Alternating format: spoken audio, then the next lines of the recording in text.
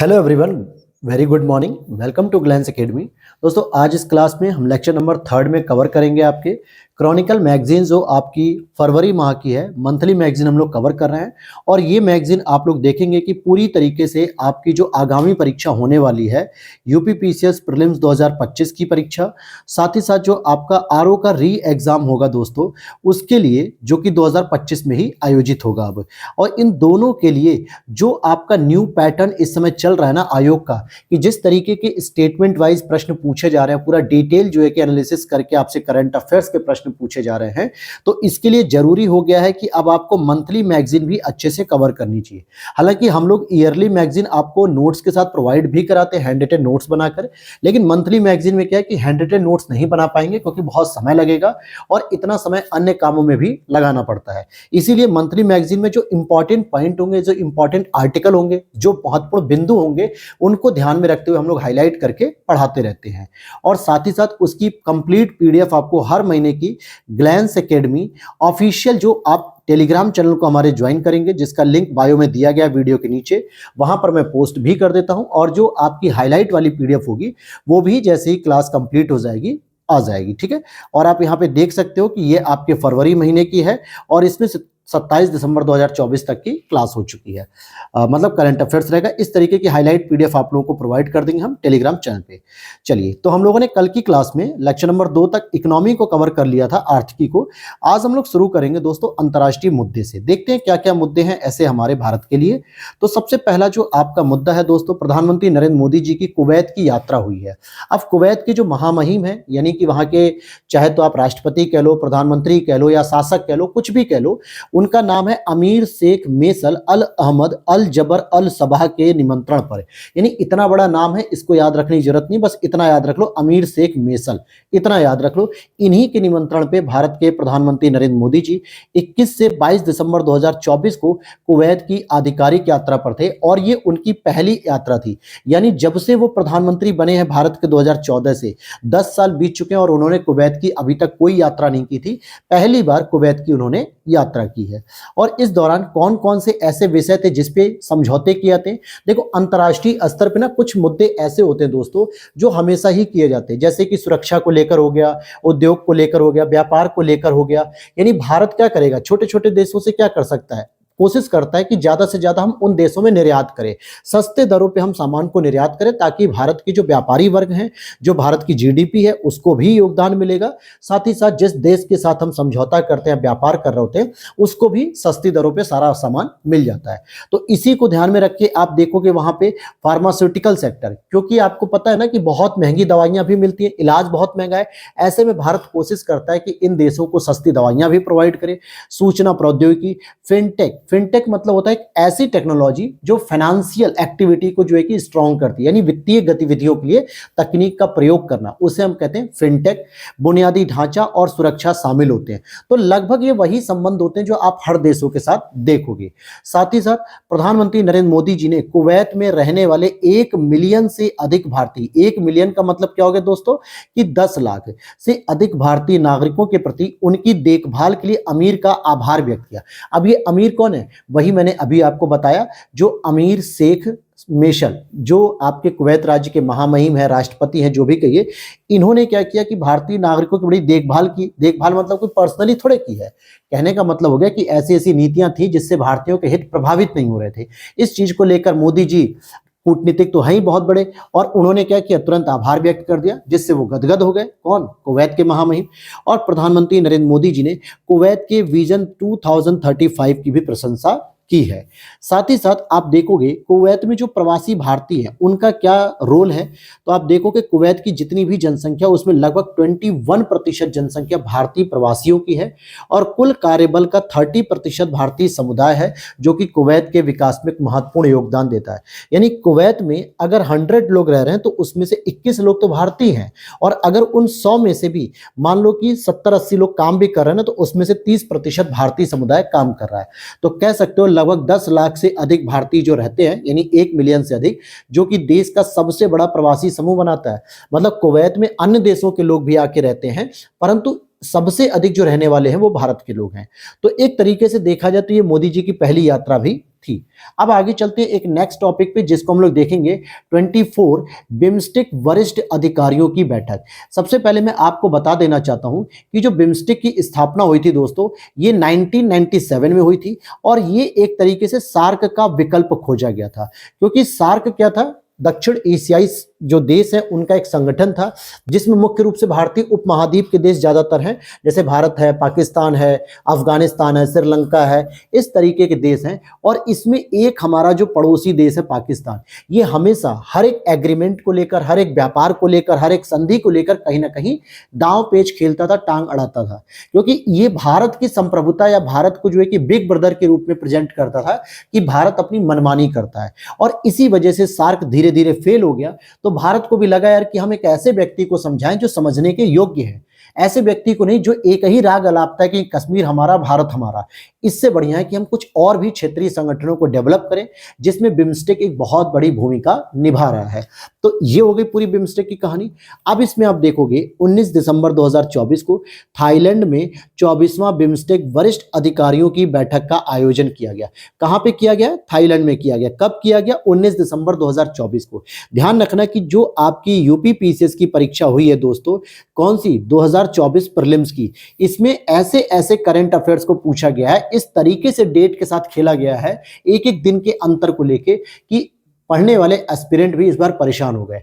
तो अर्थात डेट और इंपॉर्टेंट लोकेशन को आपको बिल्कुल इग्नोर नहीं करना है, ठीक है। आगे बढ़ने से पहले एक छोटी सी आपको अपडेट दे दूं, क्योंकि बहुत सारे लोग हमसे पूछते हैं कि सर हमारे जो पेड नोट्स हैं वो कैसे मिलेंगे। तो यहां पर आप देख सकते हो ग्लैंस एकेडमी का ऑफिशियल ये प्लेटफॉर्म का मैंने तैयार किया है। UPSC, UP PCS, RO, Bihar PCS and other state PCS के लिए आप लोगों को completely hand written short notes मिल जाएंगे, जिसमें प्रीलिम्स के लिए आप परिणाम शॉर्ट नोट्स देख सकते हो, प्रीलिम्स और बेसिक अंडरस्टैंडिंग जो मेंस के लिए होनी चाहिए तपस्या नोट्स की सीरीज देख सकते हो, या फिर लक्ष्य बेस्ड जो कि डायरेक्टली मेंस आंसर राइटिंग के नोट्स हैं, जीएस पेपर 1, 2, 3, 4 और यूपी स्पेशल पेपर 5 और 6, इन सभी के नोट्स आप ले सकते हो। अच्छी बात यह है दोस्तों कि इस समय हम लोगों ने 26 जनवरी का रिपब्लिक ऑफर दिया, रिपब्लिक डे का, जो 30% एवरी पीडीएफ पे है, ओनली पेपर 5 और 6 को छोड़ के, क्योंकि इस पे केवल और केवल 10% है। कंप्लीट जानकारी आप हमारे इस व्हाट्सएप नंबर पे मैसेज करेंगे, वहां से आप मेरी टीम से कांटेक्ट कर सकते हैं। चलिए टॉपिक पे दोबारा आते हैं। टॉपिक पे हम लोग आते हैं तो पहली चीज हम लोगों ने समझ लिया कि भैया थाईलैंड में जो है कि ये मीटिंग आयोजित की गई थी 19 दिसंबर को। स्थायी विकास, संपर्क, सुरक्षा और बिम्स्टेक सदस्य देशों के बीच सांस्कृतिक आदान प्रदान पर ध्यान केंद्रित किया गया था कि किस प्रकार से हम बिम्स्टेक के जो देश हैं, जैसे बे ऑफ बंगाल, मल्टी सेक्टोरल कहते हैं ना इसको, तो इसमें बंगाल भी मतलब बांग्लादेश है, भारत है, फिर म्यांमार है, ऐसे ऐसे देश भी इसमें शामिल हैं, ठीक है। तो ये चीजें हो गई। फिर इसी तरीके से आप देखोगे कि इस बैठक में आगामी छठे बिम्स्टेक शिखर सम्मेलन की तैयारियों पर चर्चा की। शिखर सम्मेलन का मतलब क्या होता है दोस्तों? किसी भी देश के जो मतलब जो इसके मेंबर हैं उनके जो राष्ट्राध्यक्ष होते हैं या शीर्ष प्रमुख, सामान्यतः क्या होता है भारत की तरफ से हमारे प्रधानमंत्री नरेंद्र मोदी जी जाते हैं, क्योंकि हमारे भारत में जो राष्ट्रपति शासन इतना इंपॉर्टेंट नहीं जितना प्रधानमंत्री का नेतृत्व इतना इंपॉर्टेंट माना जाता है। और खासकर मोदी जी की छवि भी ऐसी है कि हर देश में जाके कहीं ना कहीं वो अपने हित को साधने का प्रयास बेहतर तरीके से कर पाते हैं। तो इसीलिए नरेंद्र मोदी जी जाते हैं और शीर्ष बैठक की बात हो रही है, क्योंकि आप जो पढ़ रहे हैं अभी वो वरिष्ठ अधिकारियों की बैठक की बात कर रहे हैं, ठीक है। लेकिन इसकी जो शीर्ष बैठक होती है शिखर सम्मेलन, जिसमें आपका जो है कि छठा शिखर सम्मेलन की तैयारी चल रही है, जिसका उद्देश्य रहेगा सदस्य देशों के बीच संबंधों को मजबूत करना रहेगा। क्लियर होगी बात? चलिए, इतना ही इंपॉर्टेंट था और कुछ खास था नहीं इसमें। अब बात करेंगे भारत और लाइबेरिया के द्विपक्षीय संबंध। लाइबेरिया को जरा एक बार आप लोग अभी के अभी क्लास खत्म होने के बाद अपने से भी खुद से मैप पर देख लेना एक बार, क्योंकि ये जो लाइबेरिया है ना, पहली बार ऐसा होगा कि आपने ऐसे देश को हालांकि सुना जरूर होगा लेकिन भारत के संबंध के बारे में कभी ऐसा नहीं सुना होगा, तो इसलिए लाइबेरिया को एक बार देख लेना। देखो 18 दिसंबर 2024 को भारत और लाइबेरिया ने मोनरोविया में द्विपक्षीय संबंधों को बढ़ाने के उद्देश्य से वार्ता का आरंभ किया। किसके साथ? लाइबेरिया के साथ, जिसमें फिर वही अंतर्राष्ट्रीय स्तर के जो कुछ चुनिंदा मुद्दे होते हैं, जैसे कि चर्चाओं में व्यापार था, निवेश है, खनन है, कृषि है, स्वास्थ्य है, शिक्षा है, क्षमता निर्माण है, लोगों के बीच आदान प्रदान सहित कई क्षेत्रों को शामिल किया गया। आप देखोगे बहुत ही बेसिक मुद्दे को लेकर चला जा रहा है, क्योंकि लाइबेरिया ऑलरेडी एक बहुत छोटा और बहुत अल्प विकसित देश के रूप में जाना जाता है, जिसमें बहुत ज्यादा टेक्निकल या टेक्नोलॉजी का कोई इनोवेशन तो है है नहीं, तो इसलिए इन्हीं सब छोटी छोटी चीजों पे एग्रीमेंट किया गया। साथ ही साथ डिजिटल सार्वजनिक अवसंरचना में सहयोग बढ़ाने पर भी दोनों देशों की सहमति हुई है। अब भारत क्या करेगा, लाइबेरिया में डिजिटल जो इंफ्रास्ट्रक्चर स्टैब्लिश करने की जो टेक्निक होती है उस चीज को लेकर समझौता किया है, यानी सहयोग करेगा। और संयुक्त राष्ट्र सुरक्षा परिषद में एक अस्थायी सीट के लिए एक दूसरे की उम्मीदवारों के लिए आपसी समर्थन व्यक्त करेंगे। होता क्या है, जैसे अस्थायी जो मेंबर होते हैं यूएनओ में, वो होते हैं टोटल 10 मेंबर दोस्तों, जिनका कार्यकाल ओनली 2 साल के लिए होता है। तो इसमें जो एक सीट खाली है, ठीक, उसके लिए एक दूसरे की उम्मीदवारों के लिए आपस में समर्थन भी करेंगे। और आगे देखते हैं कुछ खास है नहीं। अब श्रीलंका की एक नई वीजा नीति को देख लेते हैं दोस्तों। 18 दिसंबर 2024 को श्रीलंका ने जनवरी 2025 से प्रभावी एक नई वीजा नीति की घोषणा की है, जिसमें भारत सहित 39 देशों के लिए क्या किया गया, वीजा मुक्त यात्रा प्रदान कर दी गई है। अर्थात अब श्रीलंका ने अपनी एक नई वीजा पॉलिसी लॉन्च की है जनवरी 2025 से, जिसमें कह दिया गया कि हम टोटल 39 देशों के नागरिकों को फ्री वीजा देंगे। मतलब कि वीजा की जरूरत नहीं होगी। आपके पास अगर अपने देश का पासपोर्ट है, कोई ऐसा वैलिड आईडी प्रूफ है जिससे आप उस देश के नागरिक कहलाते हो, जैसे भारत के लोग अगर श्रीलंका में जाएंगे तो ये Aadhaar card, voter ID card, PAN card लेके नहीं जा सकते हो।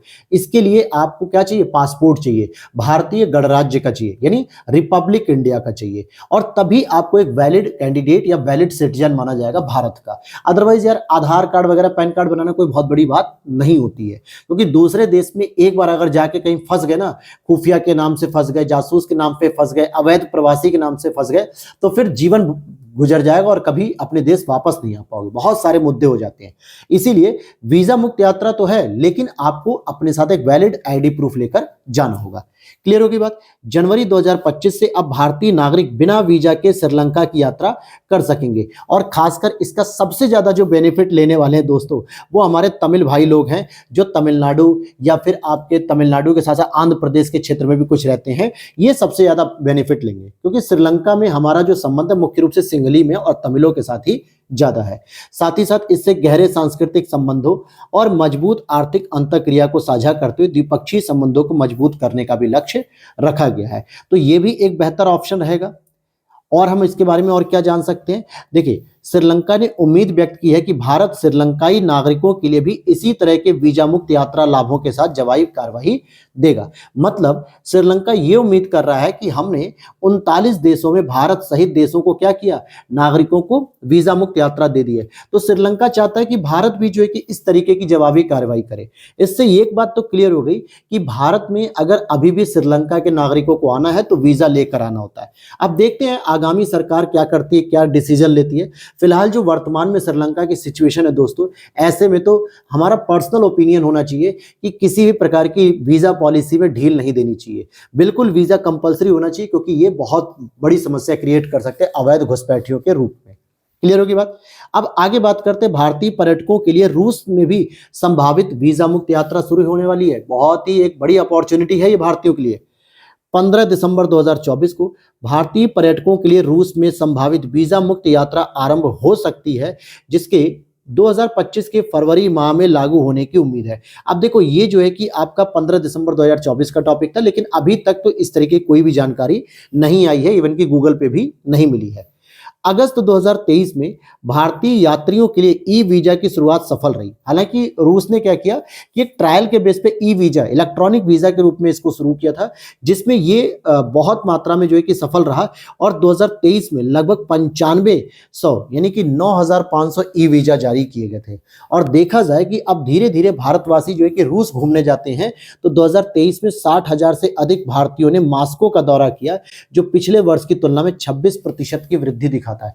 1 2 3 4 नहीं दोस्तों, 26%। यानी कहीं ना कहीं भारतीय लोग क्या कर रहे हैं, अब धीरे धीरे रूस में भी जो है कि अपनी यात्रा को बढ़ावा दे रहे हैं।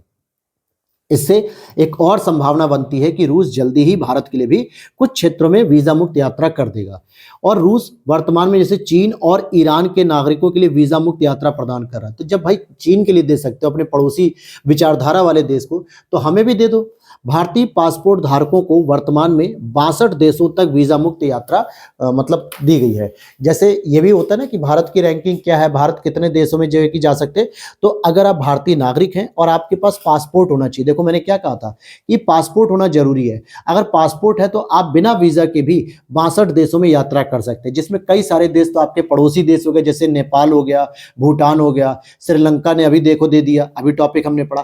तो ऐसे बहुत सारे देश हैं, 62 देशों में आप वीजा मुक्त यात्रा कर सकते हो।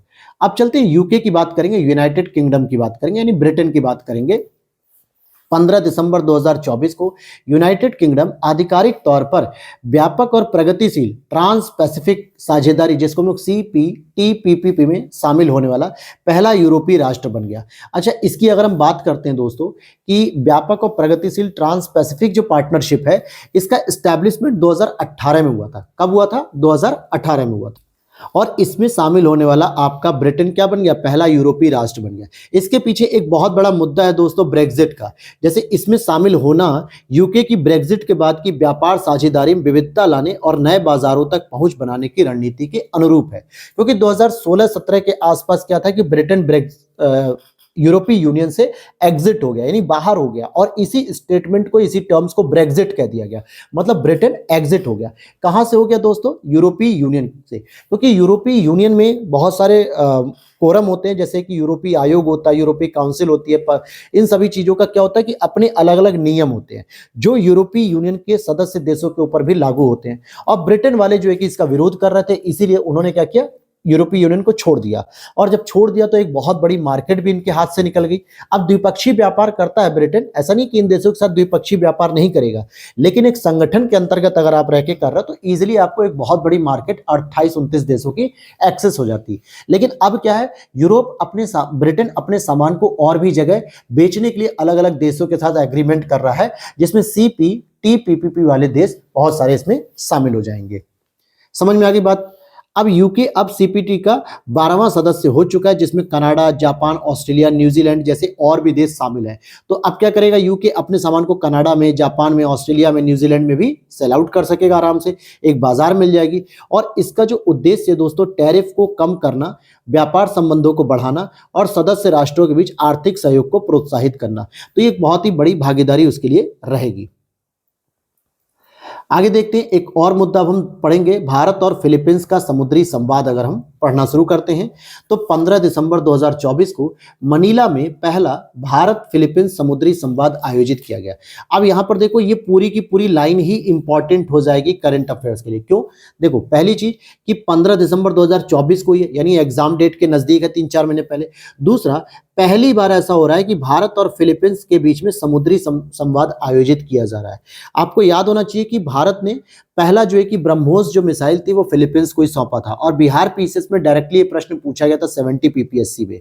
और ऐसे ही प्रश्न आपके डेट वाइज, क्योंकि पहली बार ऐसा हो रहा है भारत फिलीपींस समुद्री संवाद, तो पूछा जा सकता है।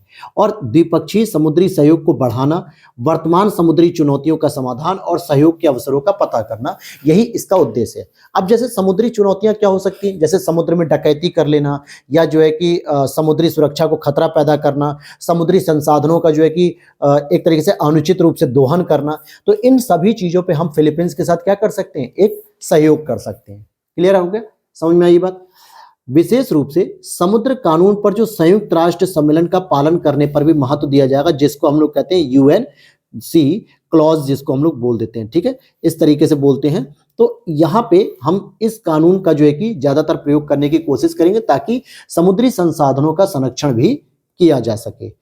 फिर और आगे देखते हैं, प्रमुख क्षेत्रों के रूप में जैसे समुद्री उद्योग हो गया, समुद्री अनुसंधान, आपदा राहत, समुद्री कानून प्रवर्तन और नौसेना और तटरक्षक संचालन को भी बढ़ाना शामिल है। तो कहीं ना कहीं भारत और फिलीपींस मिलकर अब हिंद महासागर और साउथ चाइना सी में कहीं ना कहीं इस चीजों को सही करने का प्रयास करेंगे। फिर देखते हैं भारत, ईरान और आर्मेनिया के बीच में त्रिपक्षीय वार्ता।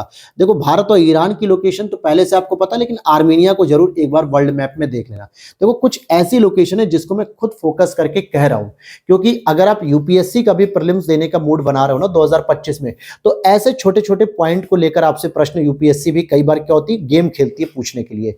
तो इन चीजों के ट्रैप में फंसने से बेहतर है कि आप इन चीजों को कनेक्ट करते हुए पढ़िए। हालांकि ईरान के ऊपर अगर आप देखोगे तो बहुत छोटा सा एक देश है अजरबैजान, और उसी के पास में आपको आर्मेनिया देखने को मिल जाएगा। कौन मिलेगा देखने को? आर्मेनिया देखने को मिल जाएगा।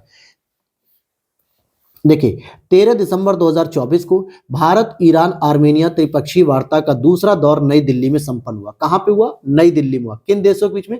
भारत, ईरान और आर्मेनिया के बीच में। कब हुआ? 13 दिसंबर को हुआ।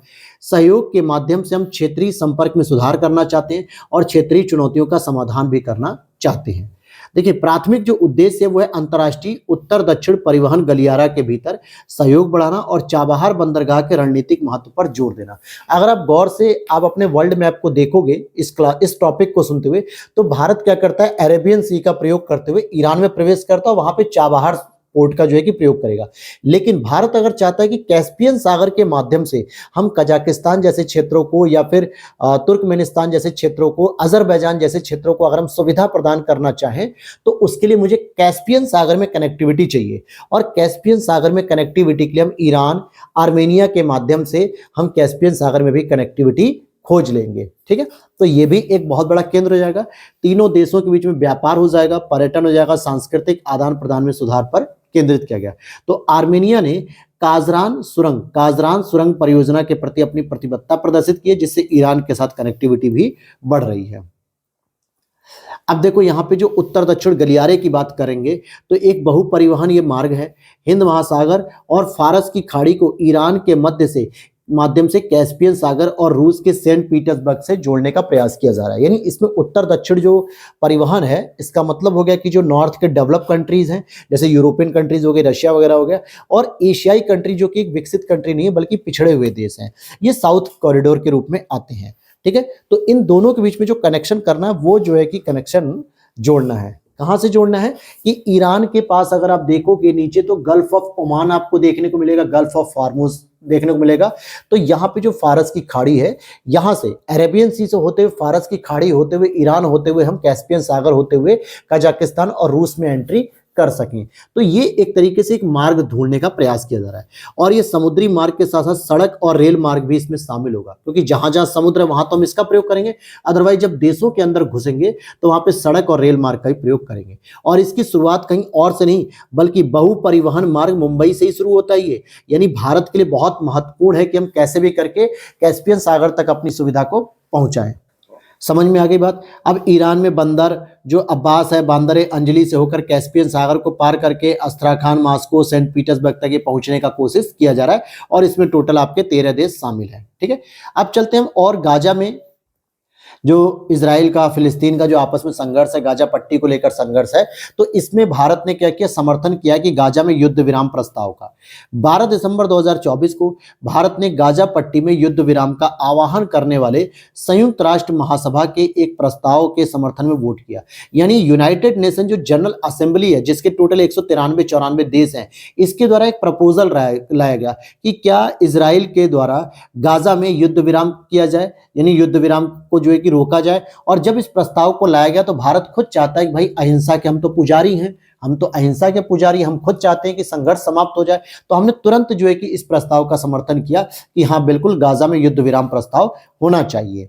और जिसमें 158 देश थे जिन्होंने मत जो है कि अपना पक्ष में दिया कि हाँ बिल्कुल इस युद्ध विराम को रुक जाना चाहिए। लेकिन 9 ऐसे देश थे जो कह रहे थे कि नहीं, युद्ध चलते रहना चाहिए, क्योंकि उन्हें अपने हथियार बेचने थे दोस्तों।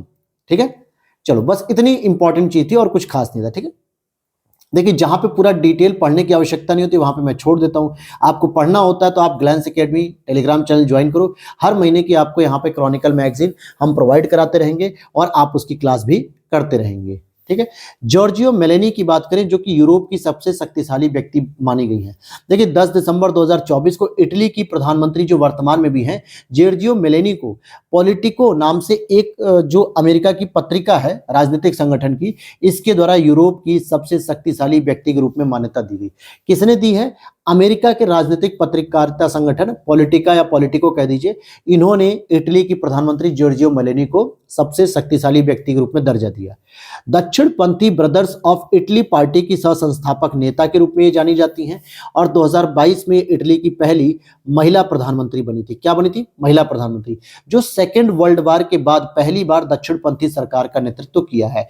ठीक। और ये आव्रजन यानी कि प्रवासन जो होता है और LGBTQ+ के अधिकारों पर मजबूत बयानबाजी के लिए जानी जाती है, यानी ये समर्थन करती है इन चीजों का। और आगे देखते हैं कुछ इंपॉर्टेंट मुद्दे, जैसे इटली भारत के साथ व्यापारिक संबंधों को बढ़ाने के लिए इच्छुक हो रहा है। यानी इटली, जिसको अभी हम पढ़ रहे हैं, जॉर्जियो मेलोनी के बारे में बात कर रहे हैं, तो भारत क्या करना चाहता है कि इसके साथ व्यापारिक संबंधों को बढ़ाना चाहता है। 2 दिसंबर 2024 को इटली के व्यापार मंत्री एडोल्फो उर्सो ने भारत की अपनी यात्रा के दौरान कॉटन रूट पहल की घोषणा की, और जिसके उद्देश्य से भारत के साथ हम व्यापार संबंधों को मजबूत करना चाहते हैं। ये कॉटन रूट क्या होता है? कॉटन मतलब आपका जो सूती होता है, और पता है आपको कि भारत में कपास का उत्पादन सबसे अधिक होता है। ठीक है, जैसे एंशिएंट हिस्ट्री में आपने सिल्क रूट पढ़ा होगा, वैसे ये कॉटन रूट हो गया। तो एक तरीके से ये कहीं ना कहीं इटली चाहता है कि भारत के साथ कॉटन रूट का व्यापार किया जाए। इसके पीछे एक रीजन है कि मेड इन इटली 2030 योजना इटली ने अपने पारंपरिक क्षेत्रों का विस्तार करने और फार्मास्यूटिकल, एरोस्पेस और उच्च तकनीकी रक्षा जैसे नए क्षेत्रों का पता लगाने के लिए एक औद्योगिक योजना शुरू कर रहा है, और इन क्षेत्रों में भारत के साथ सहयोग की मांग भी कर रहा है कि आप हमें इन क्षेत्रों में सहयोग करिए, चाहे वो फार्मास्यूटिकल को हो, चाहे वो डिफेंस टेक्नोलॉजी हो, या फिर एरोस्पेस को लेकर हो। भारत और इटली के बीच व्यापार पिछले साल $14 अरब तक पहुंच गया, जिसमें 2030 तक भारत का चौथा सबसे बड़ा यूरोपीय संघ व्यापारिक साझेदार बनने का लक्ष्य है। अभी हम लोगों ने करंट अफेयर्स में यूरोपीय यूनियन से संबंधित एक करंट अफेयर्स पढ़ा था, मुक्त व्यापार से संबंधित था, जिसमें मैंने बताया था कि स्विट्जरलैंड जो है कि सबसे इंपॉर्टेंट देश है वहां पे, जिसके साथ सबसे ज्यादा हम व्यापार करते हैं, और ये चौथा बड़ा देश बनना चाहता है इटली। ठीक। कॉटन रूट पहल क्या है? तो नई पहल ऐतिहासिक सिल्क रूट के एक पूरक और विभिन्न क्षेत्रों में सहयोग को बढ़ावा देने के उद्देश्य से भारत और इटली के बीच व्यापार संबंधों को बढ़ाने के लिए लक्ष्य रखती है। आगे बात करते हैं संयुक्त राष्ट्र निर्माण आयोग में भारत का पुनः निर्वाचन। क्या है ये मामला? तो 28 नवंबर 2024 को भारत को 2025-26 के कार्यकाल के लिए संयुक्त राष्ट्र शांति निर्माण आयोग UN पीस बिल्डिंग कमीशन के लिए फिर से चुना गया है, और भारत 2005 में इसकी स्थापना के बाद से ही लगातार इसका सदस्य रह चुका है। ये PBC का मतलब हो गया पीस कीपिंग बिल्डिंग, मतलब पीस बिल्डिंग कमीशन कह सकते हो। तो कहीं ना कहीं भारत का जो अहिंसात्मक स्वरूप है, वसुधैव कुटुंबकम, सबका साथ सबका विकास, विश्व गुरु की जो संकल्पना है, इसको मूर्त रूप देखा जा रहा है कि संयुक्त राष्ट्र का जो शांति निर्माण मिशन होता है, इसमें भारत एक बहुत बड़ी भूमिका निभा सकता है, और इसीलिए 2025-26 के कार्यकाल के लिए भारत को क्या किया गया? निर्वाचित कर लिया गया। तो ये दोस्तों अंतर्राष्ट्रीय तो खत्म हो गया, लेकिन अब हम लोग पढ़ेंगे विज्ञान और प्रौद्योगिकी से संबंधित टॉपिक को। पहला ही टॉपिक हम लोग पढ़ेंगे, यहां पर आप देखोगे विज्ञान प्रौद्योगिकी हम लोग पढ़ेंगे। देखिए टॉपिक क्या कह रहा है कि पोलियो टीकाकरण रणनीति के पुनर्मूल्यांकन का आह्वान किया गया है, क्योंकि अब देखो भारत से क्या है कि पोलियो लगभग समाप्त हो चुका है, पोलियो की बीमारी जो है समाप्त हो चुकी है, क्योंकि ये भी क्या होता था? एक वायरस से होता था। 26 दिसंबर 2024 को वर्ल्ड हेल्थ ऑर्गेनाइजेशन ने वैश्विक स्तर पे पोलियो के पुनरुत्थान की सूचना दी, और जिसमें पर्यावरणीय नमूनों, मानव मामलों से स्पष्ट हुआ है कि जंगली पोलियो वायरस और वैक्सीन व्युत्पन्न पोलियो वायरस दोनों की उपस्थिति है। यानी WHO कह रहा है कि जिस बीमारी को हम लोग सोच रहे थे कि दुनिया से विलुप्त हो चुकी है, उसके अभी कई सारे ऐसे प्रमाण देखने को मिल रहे हैं, जिसके लिए जरूरी है कि हम एक बार इसे दोबारा क्या करें? मूल्यांकन करें। समझ में आ गई बात? तो यही जो है कि बस प्रश्न था, और यह स्थिति निरंतर टीकाकरण और निगरानी प्रयासों की आवश्यकता को उजागर कर रही है कि आप ये बिल्कुल मत सोचो कि आपका जो है कि पोलियो का वायरस खत्म हो गया, ऐसा नहीं है। ठीक है, पोलियो वायरस सितंबर 2024 से WHO यूरोपीय क्षेत्रों के 5 देश जैसे फिनलैंड, जर्मनी, पोलैंड, स्पेन और यूनाइटेड किंगडम के अपशिष्ट जल प्रणालियों में पाया गया। कहां पाया गया? अपशिष्ट जल प्रणालियों में पाया गया। और ये यूरोपीय देशों में अगर ये तेजी से फैलता है, तो जाहिर सी बात है ये वो यूरोपीय देश है जहां पे मैक्सिमम कंट्रीज के लोग जाते हैं, विजिट करते हैं, चाहे घूमने के पर्पज से हो, चाहे काम के पर्पज से हो, तो वहां से ये बीमारी कहीं ना कहीं फैल सकती है। समझ में आ गई बात? ये चलो, और एक अगर हम बात करें तो इससे क्या है कि नई टीका रणनीति पर बहस हो रही है कि कई अध्ययनों से पता चला है कि प्रभावी पोलियो उन्मूलन के लिए जो OPV यानी ओरल पोलियो वैक्सीन जो मुंह में दी जाती ना, कि 2 बूंद जिंदगी की, वो कहा जाता है छोटे छोटे बच्चों को, 5 साल तक के बच्चों को जो है कि पिलाया जाता है कि 2 बूंद जिंदगी की, जिसको ओरल पोलियो वैक्सीन से इनएक्टिवेटेड पोलियो वैक्सीन की ओर बढ़ना आवश्यक हो सकता है। यानी इन्होंने क्या कहा कि अब ओरल पोलियो वैक्सीन मत पिलाओ, बल्कि इनएक्टिवेटेड पोलियो वैक्सीन की ओर आप आगे बढ़ो, खासकर जब सबूत बताते हैं कि श्वसन संचरण पोलियो वायरस के फैलाव में महत्वपूर्ण भूमिका निभा सकते हैं। यानी जो आप सांस लेने की प्रक्रिया करते हैं, इस दौरान भी पोलियो वायरस क्या होंगे, बहुत तेजी से आपके शरीर में प्रवेश कर सकते हैं।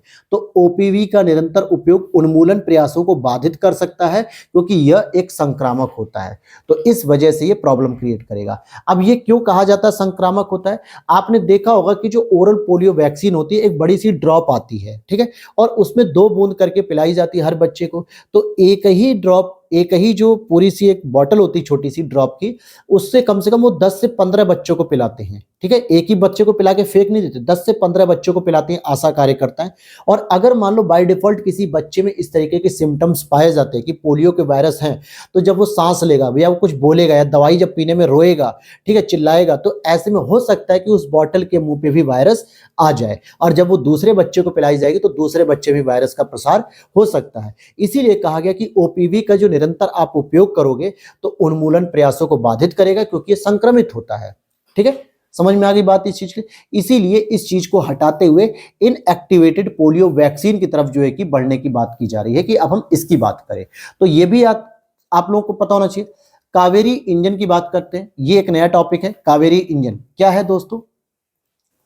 अब इसमें अगर हम देखते हैं कावेरी इंजन का जो परीक्षण है कि गैस टरबाइन रिसर्च एस्टेब्लिशमेंट ने कावेरी इंजन को सफलतापूर्वक उड़ान परीक्षण के लिए तैयार किया, जो अंतरिक्ष प्रौद्योगिकी में आत्मनिर्भरता की भारत की खोज में एक महत्वपूर्ण मील का पत्थर साबित होगा। तो जो गैस टरबाइन रिसर्च एस्टेब्लिशमेंट है, इसके द्वारा इस चीज को किया गया है। देखो, कावेरी इंजन जो है, जिसे शुरू में तेजस लाइट कॉम्बैक्ट एयरक्राफ्ट के लिए डिजाइन किया गया था, जो मानव रहित हवाई वाहनों की आवश्यकताओं के अनुरूप संशोधित किया गया। पहले इसको जो है कि तेजस नाम के लाइट कॉम्बैक्ट एयरक्राफ्ट के लिए यूज किया गया था, तैयार किया गया था, लेकिन अब इसको जो है कि ड्रोन के लिए बनाया जा रहा है, यानी मानव रहित हवाई वाहनों के लिए बनाया जा रहा है। उसी के लिए अपडेट किया जा रहा है, और कुछ खास इसमें चीजें नहीं है आपकी। अब देख लेते हैं यहाँ पे ESA का एनविजन मिशन। ये ESA क्या है दोस्तों? ये आपका ESA जो है यूरोपीय स्पेस एजेंसी, जिसे हम लोग कहते हैं। 13 दिसंबर 2024 को यूरोपीय अंतरिक्ष एजेंसी ने शुक्र ग्रह के लिए, कौन से ग्रह के लिए? शुक्र ग्रह के लिए एनविजन मिशन की आधिकारिक पुष्टि कर दी है, जिसका उद्देश्य होगा कि पृथ्वी के निकटतम ग्रह के संबंध में हमारी समझ को गहरा करना। क्योंकि शुक्र क्या है? पृथ्वी का निकटतम ग्रह है, सांझ का तारा, भोर का तारा, पृथ्वी की बहन, अलग अलग हम लोग जो है कि इसके लिए स्टेटमेंट यूज करते हैं। तो ये जो एनविजन मिशन है, ये किस ग्रह के द्वारा है? शुक्र ग्रह के द्वारा है। किसके द्वारा लॉन्च किया जाएगा? ESA के द्वारा लॉन्च किया जाएगा। 2 पॉइंट समझ में आ गया। और इस एनविजन जो मिशन है, इसका लक्ष्य होगा कि शुक्र की भूवैज्ञानिक इतिहास, पिछले जीवन की संभावनाओं और वर्तमान प्रतिकूल वातावरण के कारणों की जांच करना। इन सभी चीजों की जांच करेगा। साथ ही साथ एनविजन वायुमंडलीय और सतही गैसों का विश्लेषण करने के लिए स्पेक्ट्रोमीटर, सतह का मानचित्रण करने के लिए नासा द्वारा प्रदान की गई रडार प्रणाली, और ग्रह की आंतरिक संरचना की जांच के लिए एक रेडियो प्रयोग को ले जाएगा। तो वो क्या क्या करेगा? कहीं ना कहीं ये वायुमंडलीय और सतही गैसों के विश्लेषण के लिए स्पेक्ट्रोमीटर लेके जाएगा, सतह का मानचित्रण करने के लिए जो रडार प्रणाली है नासा के द्वारा वो लेकर जाएगा, और आंतरिक संरचना की जांच करने के लिए रेडियो प्रयोग को लेके जाएगा। इस तरीके से ये काम करेगा। साथ ही साथ एनविजन नासा के जो हमने पढ़े थे करंट अफेयर्स में आई दृष्टि में, पीसीएस के एग्जाम से पहले ही, तो दा विंसी एक था और एक वेरिटस था। इन मिशनों के साथ मिलकर शुक्र की व्यापक समझ को प्रदान करेगा। हालांकि इसको 2031 में एरियन 6 रॉकेट पर लॉन्च करने की योजना है। यानी अभी से अगर हम देखें तो लगभग 6 साल का भी इसमें समय है। जेनकास्ट क्या है भैया? तो ये 11 दिसंबर 2024 को गूगल की डीप माइंड टीम ने जेनकास्ट लॉन्च किया है। ये एक तरीके से AI मॉडल, जो कि मौसम पूर्वानुमान के मौजूदा मॉडल, जो यूरोपीय मध्यम रेंज मौसम पूर्वानुमान केंद्र के मॉडल भी शामिल है, इनसे आगे निकल गया है। मतलब गूगल ने क्या किया? एक डीप माइंड टीम के माध्यम से जेनकास्ट लॉन्च किया, जो कि AI मॉडल होगा और ये मौसम पूर्वानुमान की जानकारी देगा। इसकी खास विशेषता पता है क्या है? ये है कि ये जेनकास्ट 15 दिनों तक आगे बढ़ते हुए तेज और अधिक सटीक मौसम पूर्वानुमान दे सकता है। यानी केवल आप 1 से 2 दिन की जानकारी नहीं ले सकते, इसके माध्यम से आप अगले 15 दिन की भी जानकारी आप इजिली ले सकते हो कि अगले 15 दिन में क्या होने वाला है। आप देख लेते हैं यहाँ पे, ये डिफ्यूजर मॉडल पे काम करता है, अर्थात इसमें जेनकॉस में डिफ्यूजर मॉडल का प्रयोग किया गया है, जिसमें क्या होता है, पहले छवि, फिर वीडियो और फिर संगीत निर्माण के लिए उपयोग की जाने वाली एआई आर्किटेक्चर का एक प्रकार होता है। यानी कि पहले फोटो लेगा, फिर उसकी वीडियोस क्लिप करेगा, फिर उसमें म्यूजिक वगैरह, इन सभी चीजों से क्या करेगा, लेकिन विशेष रूप से मौसम पूर्वानुमान के लिए अब अनुकूलित कर दिया गया है। तो भैया गूगल ने जेनकॉस डेटा को व्यापक रूप से उपलब्ध कराने की योजना भी बना रहा है, जो वैज्ञानिक समुदाय के भीतर एक व्यक्तिगत शोध और विश्लेषण का समर्थन करता है। बृहस्पति खोज की बात करेंगे भैया, बृहस्पति ग्रह की बात करें तो बृहस्पति ग्रह पर जो खोजे गए हैं काले ओवल्स जिसे हम कहते हैं, देखिए बृहस्पति ग्रह के वायुमंडल में पृथ्वी के आकार के काले ओवल्स की खोज की गई है, जो केवल पराबैंगनी प्रकाश में ही दिखाई देता है। यानी अल्ट्रा वायलेट जो रेज होती है, लाइट होती है, उसी में केवल दिखाई देते हैं। पहली बात ये समझ लीजिएगा। दूसरा, ये जो काले ओवल्स हैं, ये किस ग्रह पे पाए गए हैं, बृहस्पति ग्रह पे, और साइज क्या है इनका, लगभग पृथ्वी के आकार के हैं। तो इसी लाइन में आपको तीन महत्वपूर्ण बातें देखने को मिल गई कि ये बृहस्पति ग्रह पर खोजे गए, पृथ्वी के आकार के हैं, और ये प्रकाश जो होता है पराबैंगनी प्रकाश उसमें ही दिखाई देते हैं। यह काले ओवल से बृहस्पति के ध्रुवों, विशेषकर दक्षिणी ध्रुवों के पास धुंध की परतों में स्थित है। कहां पर है, धुंध की परतों में स्थित है, वहां लगभग 75% समय दिखाई देता है। उनके गठन बृहस्पति के चुंबकीय क्षेत्र और उसके ज्वालामुखी चंद्रमा आयो के बीच अंतःक्रिया से उत्पन्न एक चुंबकीय बवंडर से जुड़ा हुआ है कि एक तरीके से ये गठन होता है, और ओवल से यूवी प्रकाश को अवशोषित करते हैं, और ये जो छवि होती है, मतलब ये वे हबल छवियों में काले दिखाई देते हैं, कुल मिला के पराबैंगनी प्रकाश में। आगे देखते हैं आईएनएस अरिघात, जिसको हम लोगों ने पढ़ भी लिया था जब आई दृष्टि करंट अफेयर्स की थी, कि 4 मिसाइल का सफल परीक्षण कर लिया गया है। देखिए 1 दिसंबर 2024 को भारतीय नौसेना ने नव कमीशन किए गए परमाणु संचालित पनडुब्बी आईएनएस अरिघात के K4 बैलिस्टिक मिसाइल का सफलतापूर्वक परीक्षण कंप्लीट कर लिया है।